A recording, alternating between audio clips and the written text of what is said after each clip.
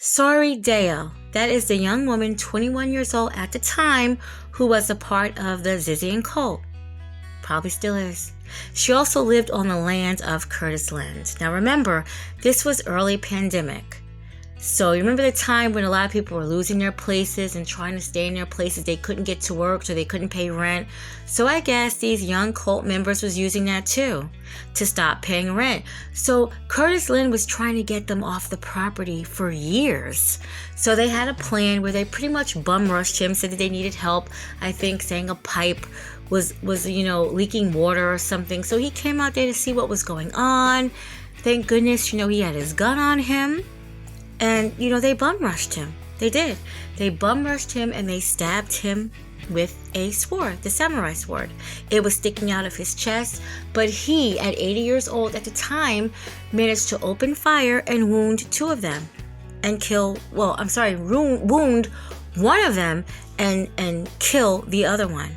Now, I'm a person, that actually, I kind of, with the gun thing, it's iffy for me because a lot of people, more people do not use guns for protection anymore.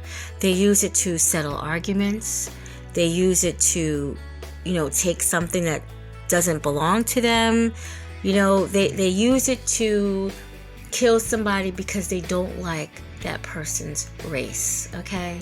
Or they don't like how that person was raised or how that person is mouthing off at them. They use it for all the reasons besides protecting themselves. So yes, I commend, Mr. Lin for what he did, for protecting himself, which he did, even though he didn't live too much longer after that, because,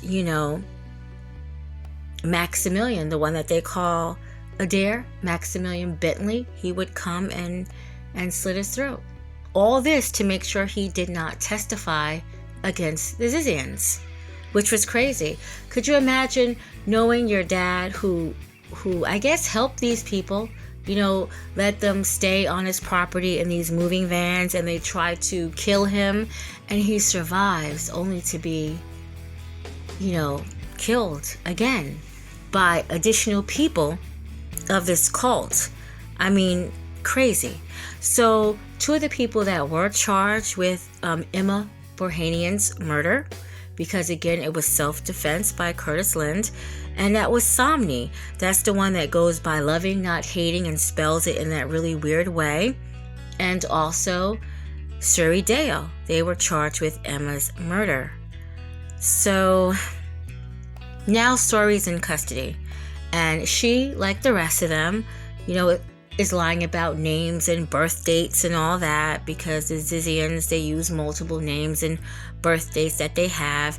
And Suri's family, they don't want to be on the news. They don't want to have any parts of this whatsoever, and they're not cooperating.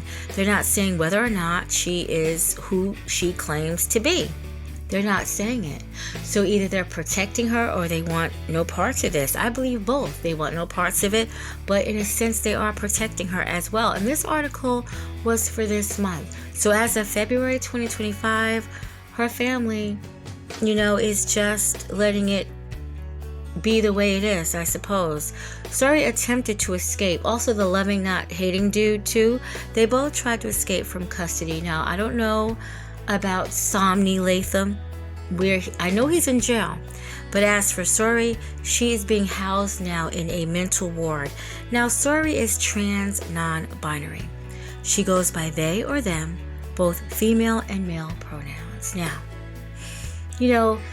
I have to speak on this, and don't come at me if anybody is LGBTQ out there, because when I grew up, many moons ago, when I grew up, we had the heterosexual, the gay, the lesbian, the bisexual.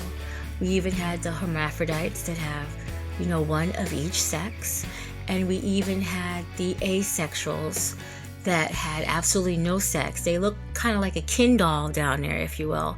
But this is what it was, but unless you're a Gemini, they and them, I don't get it. No, I just don't get it. I don't. And by the way, I am a Gemini, so don't think I'm taking a dig at Geminis. I am a Gemini. I'm a gem. But it's just, I don't get it. I don't get it. So Suri is trans, non-binary, they, them, both female and male pronouns. So I guess she feels like she's a man and a woman. Yeah, I do too sometimes, Suri. But I'm still a female. That's another story. But I don't get it. But that's what she is. That's what she has down in her paperwork. So who is Suri Dao, right? Tessa Burns from Denver. That's who she is. A biological female, originally adopted from China by, quote, well-to-do lesbians, unquote. So her moms are well off. She's an award-winning genius, a child genius. She completed her creative writing degree at Denver School of Arts. Great. As a teen, she was vocal about her support for open borders. She was awarded a full scholarship to attend Arizona State in 2019. So, again, I don't know if she studied philosophy. I don't know if she studied sociology, like, all the other members would study. I don't know. But that might be in her background. But it didn't matter. As long as she was super smart and came from money, it was probably going to be easy to get in. And I guess easy to be manipulated because, you kind of would have to be. So far, they have listed 7 Ziz members. They have. And I have 7 listed so far. But there's actually another one. And he is definitely a Ziz member. I don't know why they have not mentioned him. But we're going to figure out why, because to my knowledge, he is arrested. But we will see. We will see soon. But this one right here is just about Suri Dao. I don't know if she is going to get an operation. I don't know. A lot of how they title themselves now is just a bit much. So I don't know if she wants to get one or if they want to get one. I don't know. But there you go. And there's so much more to come about this Ziz cult. It really is. It really is. But right now, I'm just giving you the icing, I guess, on the cake. I know that the hearings for a lot of these trials will be starting mid-March. So I will definitely be following through with the story. And I will be back with that 8th Ziz member.